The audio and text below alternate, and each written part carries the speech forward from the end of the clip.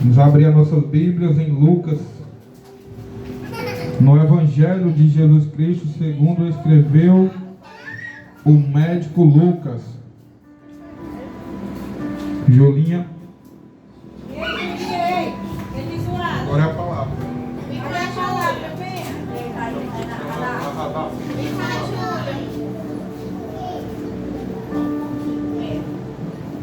Lucas, capítulo de número 15.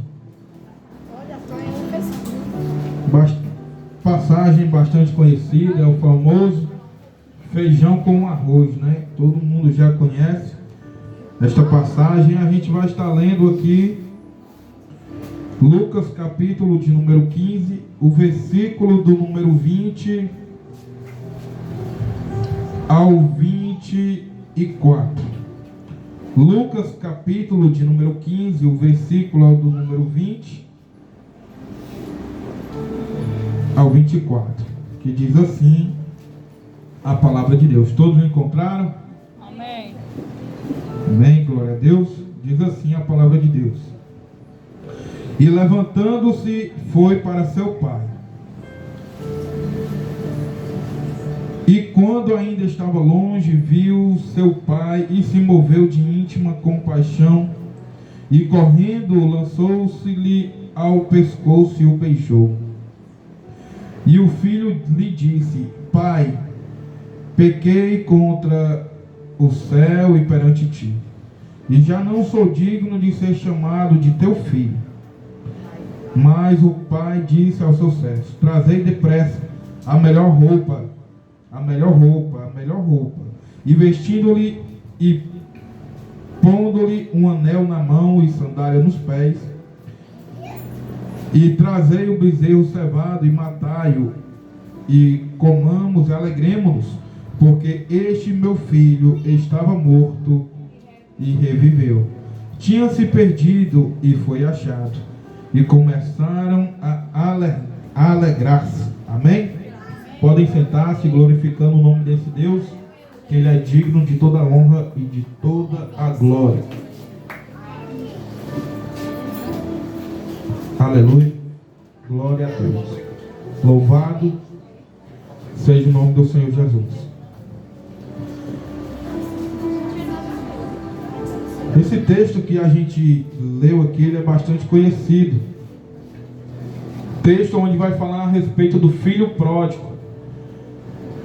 Lucas capítulo 15, ele é um capítulo a qual é citado 3 parábolas. A gente vai ver no capítulo de número 15, Jesus ele recitando a parábola da ovelha perdida, da dracma perdida, e também a parábola do filho pródigo. E em todas estas parábolas fala a respeito de perder, mas também de ser encontrado. E o interessante é que nas 3 parábolas fala que houve festa quando foi encontrado aquilo que se havia perdido. Porque a Bíblia vai dizer que na ovelha perdida, ela se perdeu no caminho, ela saiu do aprisco e se perdeu. Mas o bom pastor deixou as 99 e foi atrás da perdida, e achando ela, a Bíblia diz que ele a colocou em seus ombros, porque ela estava ferida. E levando para a sua casa, convidou amigos e vizinhos e disse: Alegremo-nos, porque eu achei a minha ovelha perdida. A segunda parábola já é uma parábola a qual vai falar de uma mulher que ela tinha 10 dracmas. Dracmas era como se fosse uma moeda. Era uma moeda que normalmente quando uma mulher ela ia casar e fazer os convites às pessoas especiais, era colocado essas dracmas como um sinal na sua testa, ali como algo de enfeite. E tinha que ser as 10. Então a mulher, ela, dentro da sua casa, ela perdeu uma dessas dracmas. Ela procurou bastante em sua casa, acendeu a luz, caçou, e ela encontrou essa dracma. E ela chamou os vizinhos e disse: Alegremo-nos, porque a minha dracma que estava perdida, eu a encontrei novamente. E na terceira parábola nós vamos ver o filho pródigo. Na terceira parábola é uma parábola a qual ela nos comove um tanto, por motivo que a parábola ela se dá início Jesus dizendo: olha, havia um pai E este pai tinha 2 filhos. E o mais moço dele, chegando-se para o seu pai, ele lhe disse: pai, eu quero a minha parte da herança que me pertence. Isso é, o filho neste ato estava demonstrando que estar presente do pai para ele não importava tanto, porque agora o filho não estava mais no foco de estar próximo do pai, mas agora o filho estava no propósito de estar seguindo agora os seus próprios desejos, os seus prazeres. É como que alguém que não queria mais ter ninguém que o governasse. E a atitude que o filho chega para o pai dizendo: pai, me dá minha parte da herança que me pertence, era como se o filho estivesse até desejando logo que o pai morresse, porque a herança só é dada ao filho quando o pai morre, quando há um testamento e há morte no testamento, há sangue. É por isso que na Bíblia nós vemos o Antigo e o Novo Testamento, porque quando nós nos tornamos filhos, nós nos tornamos herdeiros de Deus e co-herdeiros de Cristo. Mas aqui no filho pródigo, ao chegar para o seu pai, ele estava dizendo: olha pai, eu não quero mais ficar com o Senhor. E o que aconteceu? O filho pródigo aqui, ele passou a olhar para os prazeres do mundo e se encantou com aquilo. E é interessante que quando nós vamos ler o livro de Gênesis, logo no capítulo 1, que nós vemos Satanás, ele tentando ali a Eva no jardim. Satanás, ele chega para Eva com astúcia e diz: olha, de todos os frutos do jardim vocês podem comer. E a Eva lhe responde: sim, de todos eles. Ele só nos privou de um. E ele diz que no dia que nós tocarmos neles e comer eles, certamente nós morreremos. Satanás logo lhe diz: certamente vocês não morrerão.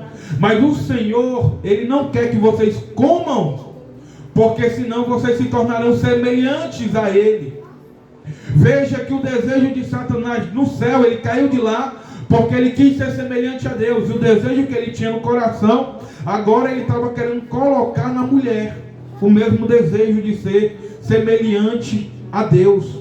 E veja que pela astúcia de Satanás, ele consegue lubrificar ali Eva. Por quê? Porque Eva, ela tinha todos os frutos. Satanás não disse: olha que bom que Deus, ele lhe permitiu todos esses frutos maravilhosos, porque a Bíblia diz que todo o fruto de toda a árvore que Deus fez nascer no jardim do Éden era boa e prazerosa à vista, era desejável as frutas. Mas Satanás, ele não mostrou tudo isso que Deus, ele tinha oferecido para ela. Satanás, ele fez ela focar apenas no fruto proibido. E nos dias atuais também não é diferente.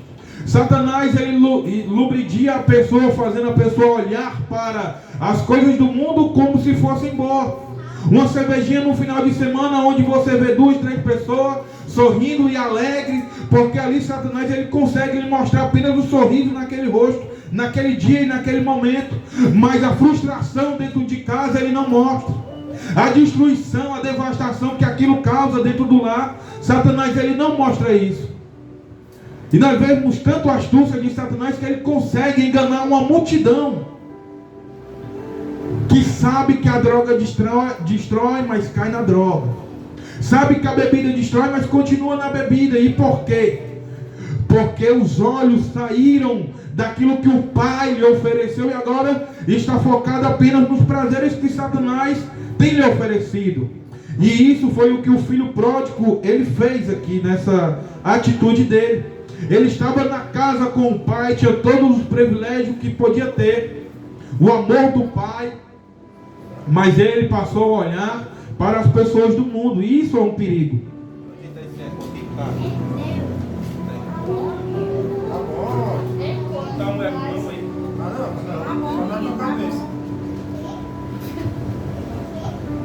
Então o filho pródigo, ele tirou os olhos do pai para colocar os olhos no mundo, a ponto de desejar até mesmo, de desprezar até o próprio pai.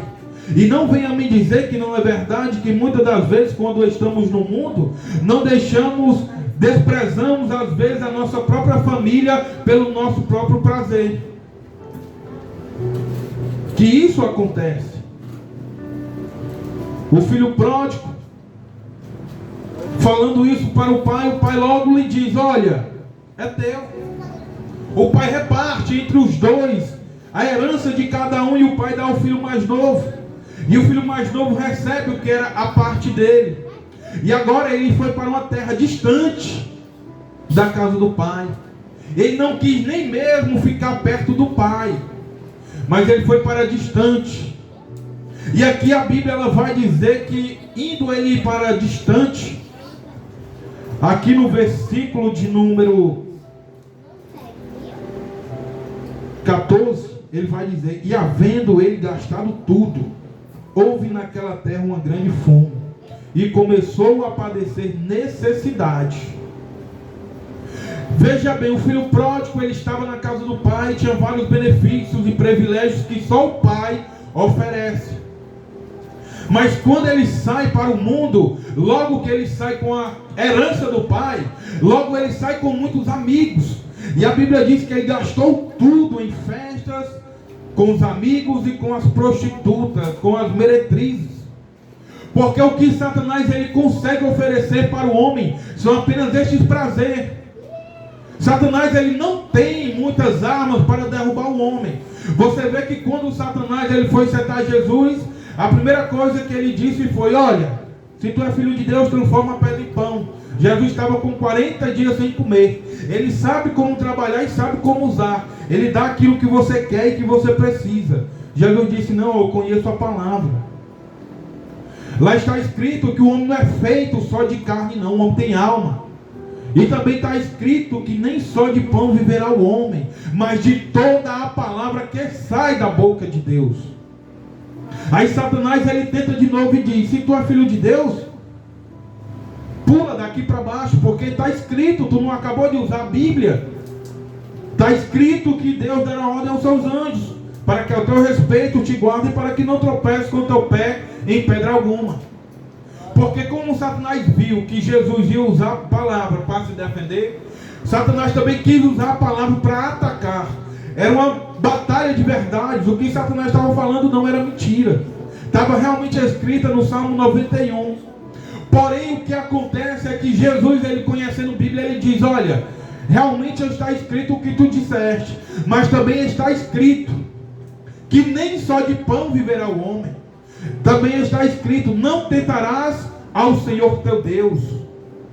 Jesus conhecia. Em Deuteronômio 8 está escrito: não tentarás o Senhor teu Deus.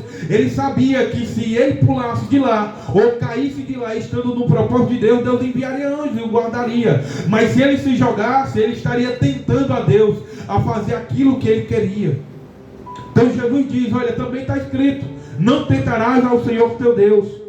E o interessante é que quando Satanás vê que não tem mais nenhuma possibilidade, agora ele vai chegar para Jesus e dizer: olha, se tu tão somente se prostrar diante de mim e me adorar, eis que eu lhe darei todos os reinos da terra, porque a mim me foi dado. Acabou as armas de Satanás, ele apelou: todos os reinos da terra eu lhe darei. Olha o que é que Satanás queria: Jesus, sendo Deus, se prostrasse diante dele. Esse é o sonho de Satanás. Só que Jesus olhou e disse: olha, também está escrito que somente ao teu Deus se prostrarás e somente a ele adorarás. Apartai-vos de mim. E na mesma hora Satanás bateu em retirada, porque está escrito: resistir ao diabo e ele fugirá de vós. Jesus ele resistiu e o Satanás ele logo fugiu, porque acabou as armas dele no momento. Ele não tinha mais o que usar contra Jesus. Mas aqui o filho pródigo em tentação, ele agora está no mundo, e ele está em meio à festa, parecendo até feliz e alegre. Só que a Bíblia vai dizer que veio uma grande fome sobre a terra onde ele estava.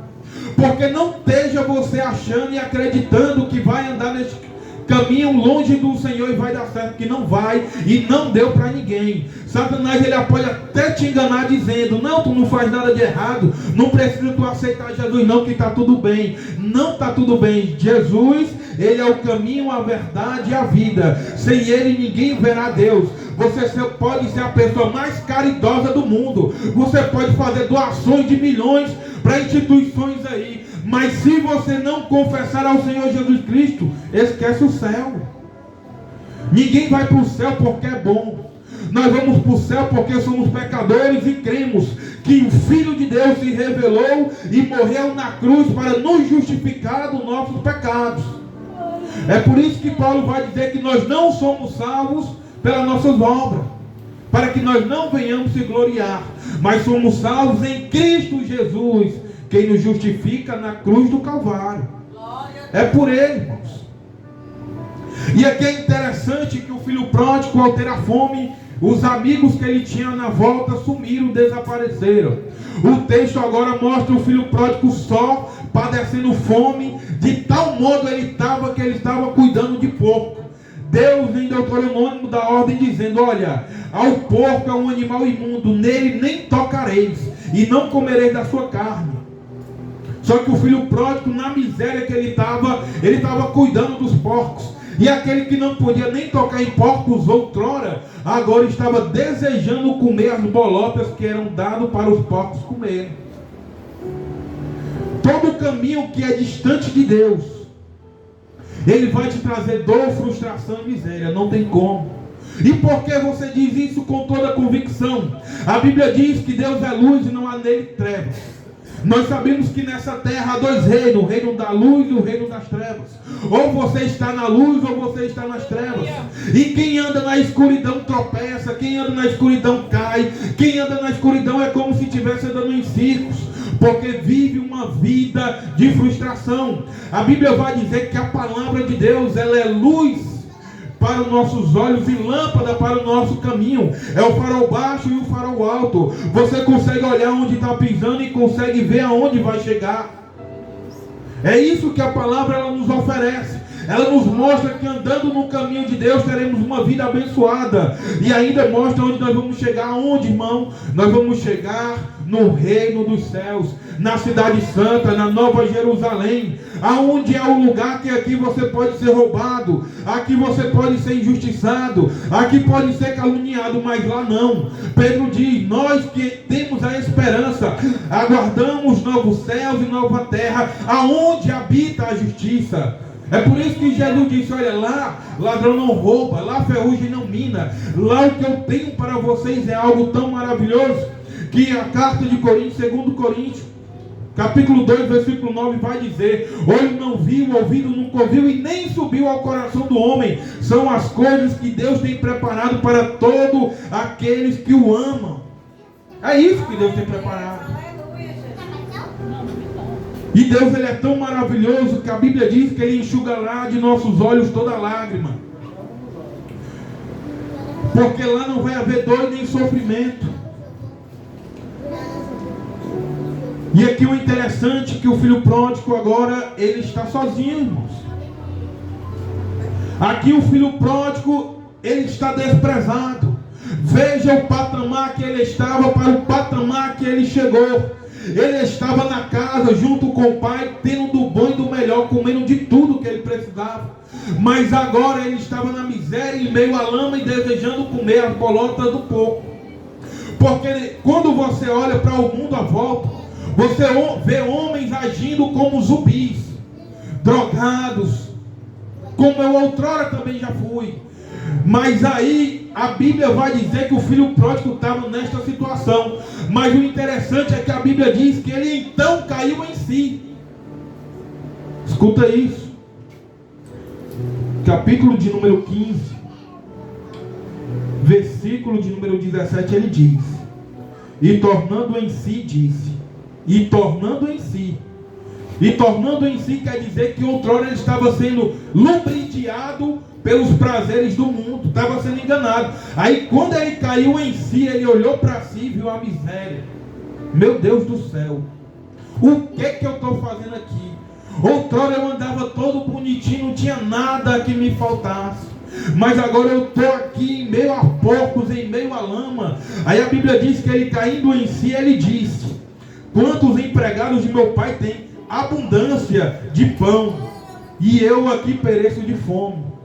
Olha o que o filho pródigo ele diz: meu pai tem muitos empregados e todos eles têm abundância de pão.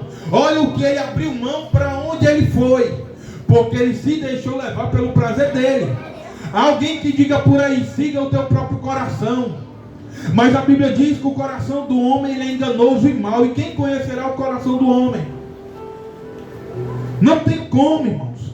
O teu desejo do teu coração ele é mau, ele é inclinado para a morte. O homem no princípio vivia até 970 anos. Aí Deus olhou e disse: não é bom que o homem viva muito, porque desde a sua meninice ele já é inclinado para o que é mal. Aí Deus disse: eis que eu reduzirei o dia de ano de vida do homem, e agora só virá 120 anos. O tempo de vida do homem será apenas 120 anos. Mas o filho pródigo, ele não apenas cai em si e continua na lama. Porque o interessante é quando você cai em si, aí quebra o orgulho, aí quebra a soberba, a arrogância, a prepotência. Quando quebra tudo isso, aí você olha para si mesmo e vê a miséria. Porque quando eu digo ver a miséria, não é que você está igual um mendigo não, porque assim é físico, mas espiritualmente há pessoas que estão igual mendigos. A igreja de Laodiceia era uma igreja grande, que parecia bonita, era a maior que tinha. Jesus disse: vocês disseis que és rico e de nada tem falta, certo? Mas deixa eu dizer o que é que eu vejo em vocês: que vocês são cegos, miseráveis e nus e pobres. Do que adianta você ter a aparência de quem é rico, mas o espírito, a alma é miserável, irmãos. E ele disse: eis que eu me levantarei e voltarei para o meu pai. E o filho pródigo, ele não se achou digno de receber nada do pai. Ele já foi reconhecendo e dizendo: olha, eu vou voltar para o meu pai. Chegando lá eu vou dizer: pai, eu pequei contra o céu e pequei contra ti. Eu não sou digno de ser chamado de teu filho, mas me faz apenas como um de teus trabalhadores. Porque o filho pródigo disse: eles têm abundância de pão.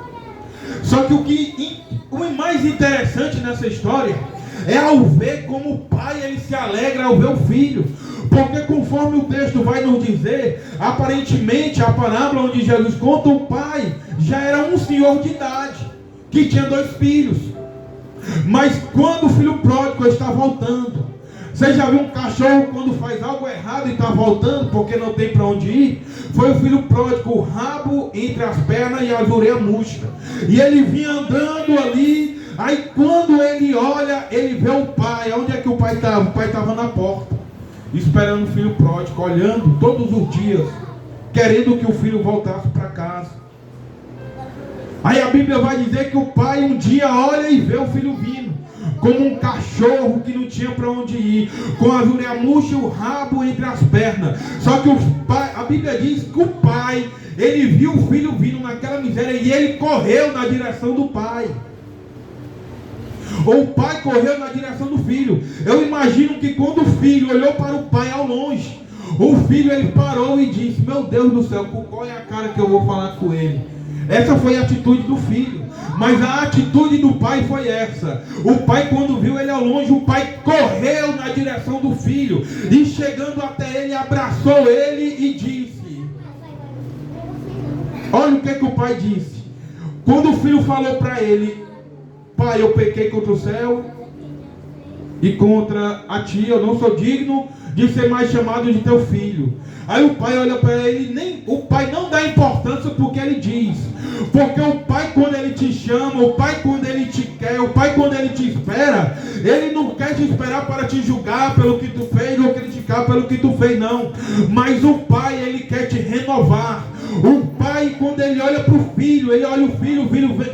Qual era o cenário aqui? O cenário era um pai em lágrimas agarrado no pescoço do filho. E o filho era alguém todo sujo, imundo, descalço e sem chinela. Que nem chinelo o filho teve mais quando voltou. Ele saiu com herança, saiu bem, mas quando ele voltou só com a roupa do corpo, toda suja, imunda. Alguém que todo mundo olhava e fazia careta e dizia, ninguém dava mais nada por ele. Mas para o pai ele tinha importância. Para o pai você tem importância. Talvez alguém te despreza, alguém não dá importância, mas para o pai você é importante. O Pai, Ele te ama com um amor incondicional. O cenário que eu vejo nessa história é um pai abraçado no pescoço do filho, em lágrimas, chorando, mas alegre e contente. O pai diz: olha, trazei roupas novas. Eu não quero as roupas antigas dele, não. Eu quero roupa nova. Porque o meu filho, ele vai se vestir como tal. É roupa nova, aliança. Traga também o anel, coloca no dedo dele. Porque ele não se acha mais digno de ser filho. Mas ele é filho e tem autoridade. E ainda tudo que é meu é dele. Talvez no mundo você não acha que tenha mais dignidade. Talvez no mundo você acha que é só isso aqui. Mas não. O Pai ainda tem lá no céu um repouso preparado para todo aquele que o ama. O Pai ainda tem lá no céu um repouso, um lugar maravilhoso para eu e você. Olha da onde Deus tira o homem. Deus tira o homem das calçadas. Deus tira o homem da boca de fumo. Deus tira o homem da prostituição. Deus tira de todo lugar onde não presta. Aí o Pai, ele chama, ele dá novas vestes, ele limpa, ele purifica. Aí o Pai faz uma aliança. Aí aquele que era outrora mendigo, desprezado, ninguém dava nada, o Pai agora chama de filho. O Pai agora diz: olha, esse trono é teu, olha, essa coroa é tua. A Bíblia fala de 4 tipos de coroa. Fala da coroa da vida, coroa da justiça, coroa incorruptível. Aí o Pai vai e diz: tu tem uma coroa. Outrora tu estava na lama, mas eu tenho algo preparado para ti que é maravilhoso. É maravilhoso, irmãos. É só Deus quem faz isso, irmão. Já pensou se eu não cresce em Deus? Eu poderia muito bem até deixar de usar droga, isso eu poderia, mas mudar minha mentalidade, o meu modo de ver o mundo, eu não mudaria. Eu continuaria querendo enganar os outros, eu continuaria usando de malícia. Mas quando nós vamos para Cristo, é como que escamas caíssem dos nossos olhos. É como se o filho pródigo dissesse: ele caiu em si, a pessoa cai em si e diz: mas como que há tanto tempo eu vivi numa imundícia dessa? Mas como que eu me deixei enganar de tal modo que fui parar nesse lugar? Como que eu desprezei por tanto tempo a minha própria família pelo meu próprio prazer? Isso é cair em si. É olhar para Deus, porque a glória de Deus, Ele revela, irmãos. Não tem como o homem querer achar que é alguma coisa, que é santo, diante da glória, da majestade de Deus. Não tem como. Isaías, o profeta, no capítulo 5 do livro dele, de Isaías, ele está olhando para todo mundo e está dizendo: ai de ti, ai de ti, ai de ti, ai de ti. Aí no capítulo 6 ele chega no templo e quem ele encontra sentado lá é o próprio Deus em um alto e sublime trono, o Filho de Deus lá em glória. Aí Isaías olha e diz: ai de mim, porque eis que eu vou perecer, porque eu sou homem de impuros lábios e habito em um povo em meio a um povo de impuros lábios. Então você vê que Isaías, que outrora dizia para todo mundo: ai de ti, quando ele esteve na presença da glória de Deus, em tamanha santidade, os anjos dizendo que ele é santo, santo, santo, Isaías diz: eu vou morrer porque os meus olhos viram o Rei da Glória, o Senhor dos Exércitos. Agora acabou para mim. Aí a Bíblia diz que Deus, ele é tão lindo, porque ainda que o homem esteja na presença dele todo imundo, Deus deu ordem ao anjo dizendo: pega uma brasa aí do altar, toca na boca dele. E Deus disse para o profeta: olha, eis que os teus pecados foram purificados, os teus pecados foram perdoados naquele dia. Glória a Deus, aleluia. O filho pródigo estava todo imundo aqui, chegando para o pai. Há outro cenário aqui na Bíblia onde fala de um sacerdote Josué. O sacerdote, ele era alguém que vivia na presença de Deus. Só que em Zacarias capítulo de número 4, quem aparece ao lado do sacerdote é Satanás. É o próprio diabo ao lado de Satanás, ao lado do sacerdote. E a roupa do sacerdote estava toda suja e imunda. Só que também no lado dele havia o Filho de Deus. Aí Satanás querendo acusar o Josué, e o Filho de Deus dizendo: olha, vai lá, pega novas vestes e veste ele, porque agora as roupas dele imundas agora vai ser purificada. Aí tirou as roupas imundas e branqueou as vestes dele. Em Apocalipse, João vai dizer que viu uma multidão aos pés do altar de Deus com as roupas brancas. Aí João diz quem são estes? Aí o ancião de dias diz: estes são todos aqueles que lavaram as suas vestes e as branquearam no sangue do Cordeiro de Deus. Glória a Deus, aleluia. Deus, filho pródigo, chegando para o pai, recebe novas roupas. O pai, ele quer te dar o melhor. Não é que você vai deixar de passar por luta e peleja. Vai passar, mas ainda assim, há um Deus que em meio às pelejas, ele batalha a teu favor. Não vai. Novas vestes. Aí o filho pródigo também estava descalço. O pai diz: traz aí a sandália para ele. Quem anda descalço na época era escravo. Era alguém que era escravo, mas o pai vai lá e manda ele calçar chinela. Porque ele não era escravo, ele era filho. Escravo não tem direito a nada do pai, não tem direito a nada. Mas o filho ele tem. Porque a Bíblia diz que quando nós andamos longe de Deus, distante de Deus, você sabe qual é o cenário que Deus ele vê?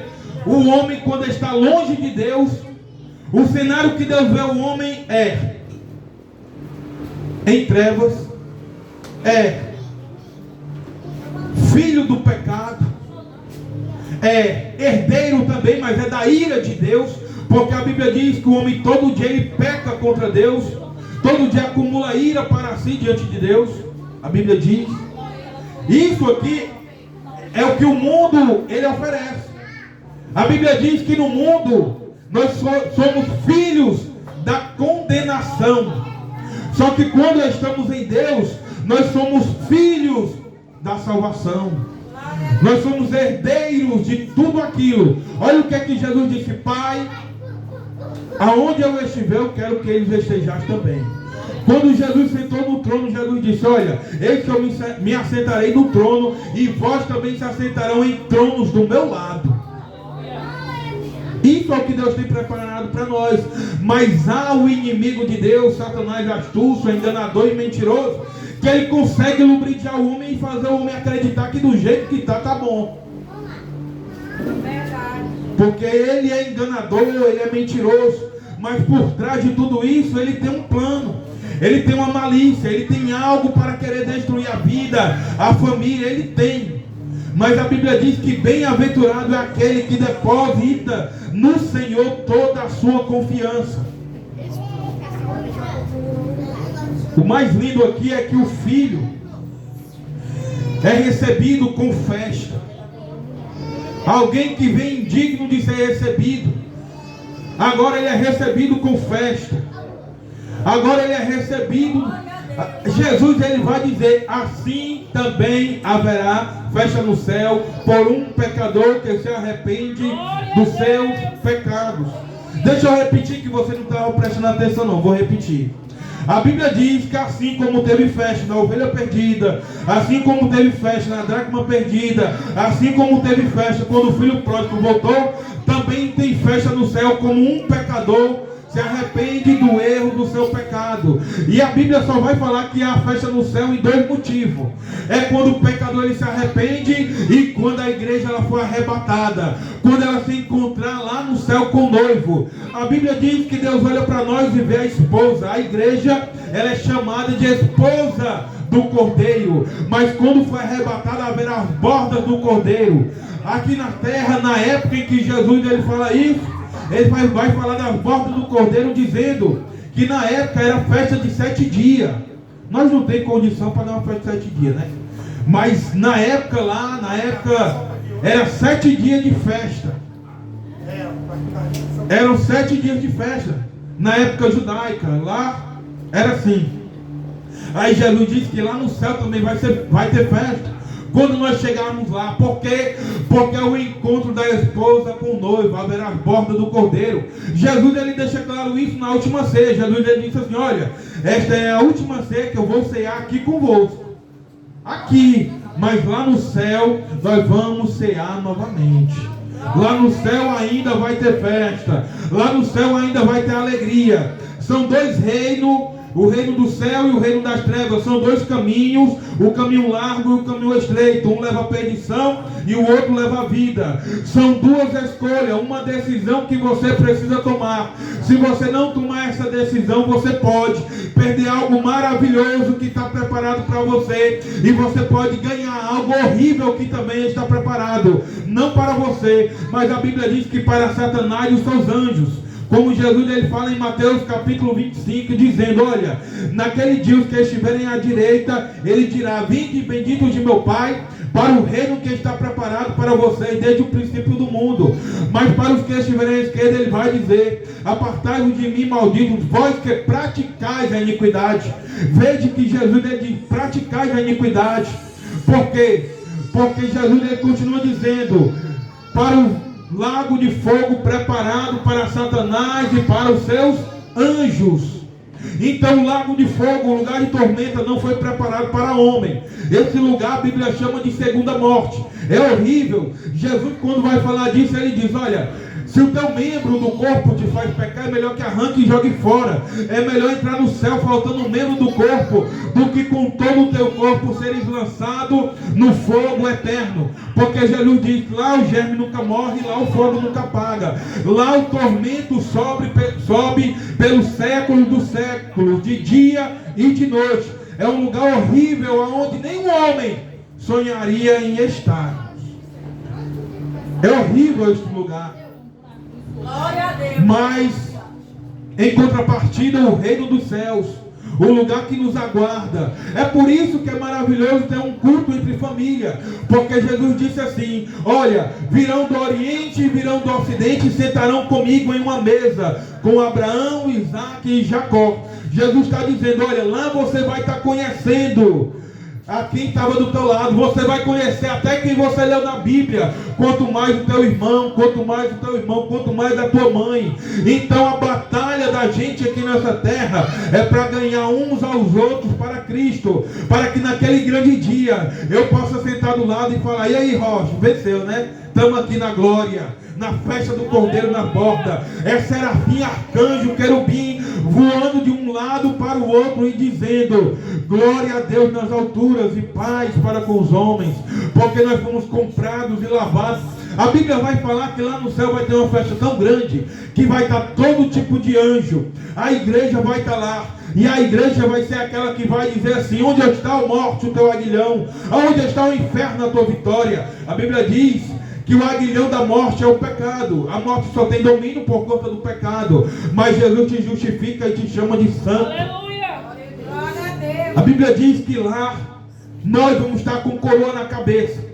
Só que diante da glória de Deus nós vamos pegar nossas coroas, vamos lançar no chão, se prostrar diante da glória de Deus, vamos dizer: digno é o Senhor de toda honra, de toda glória, de todo louvor e adoração, porque pelo seu sangue é que fomos comprados, é pelo seu sangue que fomos lavados, e estamos aqui para exaltar e bendizer a esse Deus que é cheio e é digno de toda honra, de toda glória e de toda majestade. Amém? Amém. Glória a Deus.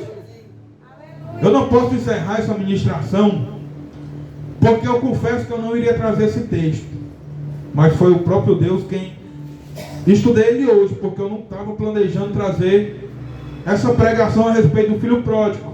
Mas Deus, ele conhece o teu coração antes mesmo de tu sair de casa. Glória a Deus, aleluia. Então Deus, ele já vem preparando um caminho, e a Bíblia diz que nenhuma palavra que sai da boca de Deus ela volta vazia, mas vai prosperar naquilo para que foi enviada, e vai fazer o que ele apraz. E a passagem hoje é do filho pródigo. É alguém que torna para casa, é alguém que cai em si e reconhece a miséria que está, e é dependente do perdão e da misericórdia de Deus. Em Isaías 55, versículo 6, Deus diz: invocai enquanto está perto, buscai-o enquanto se pode achar, deixai o homem maligno os seus caminhos e o homem perverso os seus pensamentos, e se converta ao Senhor, que é grande em misericórdia e longânimo para perdoar. Isso é, Deus ele convida a todos, porque Deus ele oferece o perdão, e junto com o perdão de Deus vai a água da vida, a água que sara, restaura, a água que renova. Essa é a água a qual Deus ele quer te renovar nesta noite. Ele quer te vestir com novas vestes, quer calçar os teus pés, quer te chamar de filho e te dizer que há herança para ti. Porque há quem diga aí que todos são filhos de Deus, mas a Bíblia diz que Jesus veio para os seus e os seus não receberam, mas todo aquele que o recebeu a este, ele fez filhos de Deus. Então é aqueles que o recebem que são filhos de Deus. Em João ele vai dizer assim: assim conhecereis os filhos de Deus e os filhos do diabo. Todo aquele que ama e pratica o pecado não é de Deus, é do diabo. Mas aquele que ouve a palavra de Deus e a pratica, este é de Deus. Porque é diferente de você pecar e de você praticar o pecado. A prática do pecado não tem perdão, a não ser que você se arrependa e pare de pecar. Mas aquele que se converteu a Cristo pode até continuar pecando por conta da carne que é miserável e corrupta, mas ele luta contra o pecado, ele guarda, ele se santifica, se separa para se apresentar a Deus em santidade. Amém? Então alguém quer se reconciliar com o Senhor nesta noite, aceitar ao Senhor Jesus como único e suficiente Salvador da sua vida? É maravilhoso, irmãos. Você perde estando longe, estando perto você só ganha. Glória a Deus. Com os olhos espirituais, nós contemplamos que há uma grande batalha, porque há espíritos imundos e malignos que não estão lá fora, estão aqui. E o que é que eles fazem? Eles não trabalham em outro lugar senão na lei do teu entendimento. A Bíblia diz que o Deus deste século cegou o entendimento dos incrédulos para que eles não creiam no Evangelho. E quando você olha para o texto, vai dizer que o filho pródigo, ele caiu em si, ele despertou, ele estava sendo enganado no brindiário. Então é hora de cair em si e de reconhecer que Jesus, ele é o único que é digno de toda honra, de toda glória, de todo louvor e de toda adoração. Amém? Amém. Glória a Deus. Laura, coloca aqui aquela música assim, ó. Mestre, eu preciso de um milagre. E eu quero convidar a todos para se colocar de pé, né?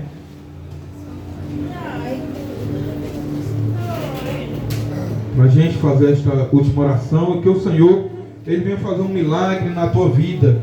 O maior milagre que o homem pode ter é a conversão, é a salvação, é ser recebido por Deus na glória.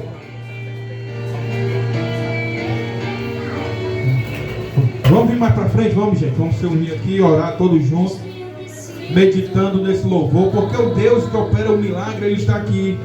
Ele é o mesmo, ele não muda. Lázaro estava morto há 4 dias. Quem olhava dizia: chegou atrasado, não tem mais jeito. A irmã dele disse: já fede.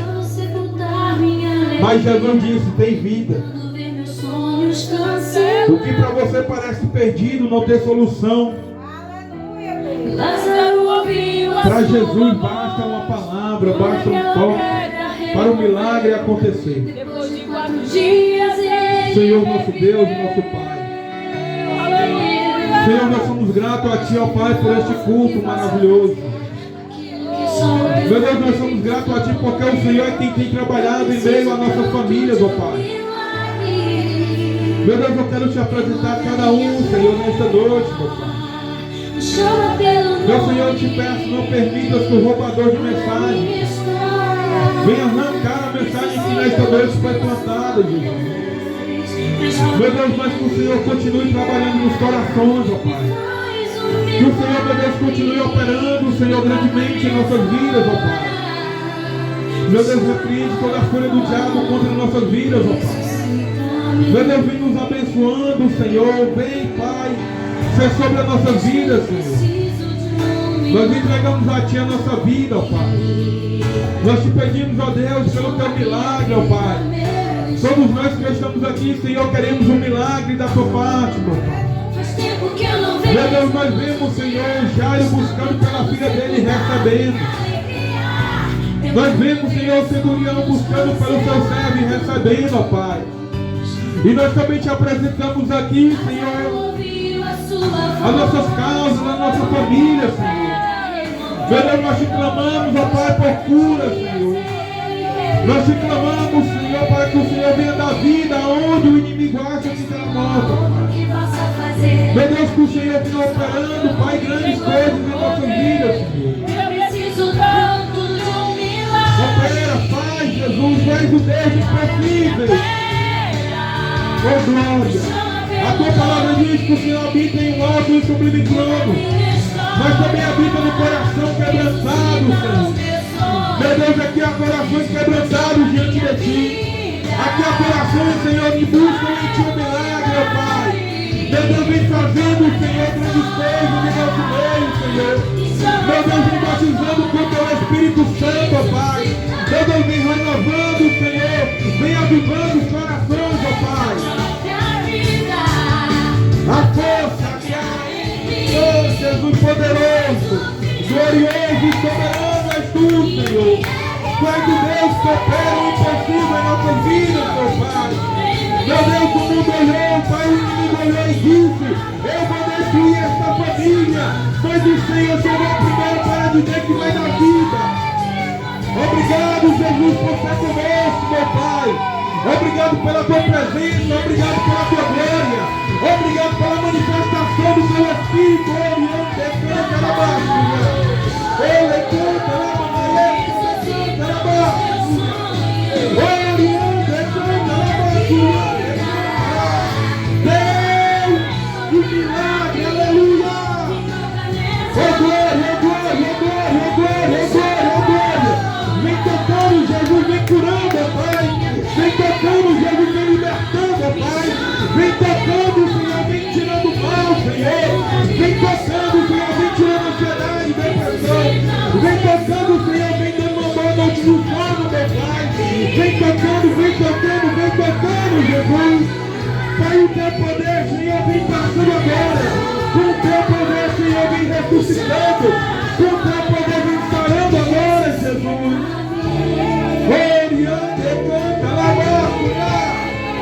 Oh, glória a ti, Jesus. Senhor, eu te apresento a vida de cada um, Senhor. Continua abençoando, continua dando vitória. E assim nós te oramos e te agradecemos. Em nome de Jesus. Amém e glória a Deus. Vamos abrir nossas mãos, vamos, Pai, receber as bênçãos, apóstolo. Que a graça do nosso Deus Pai, o amor do nosso Senhor Jesus Cristo e as consolações e os dons do Espírito Santo seja com todo o povo de Deus. Quem crê assim diz: amém. Oh glória, e que Deus venha abençoar cada um em nome de Jesus.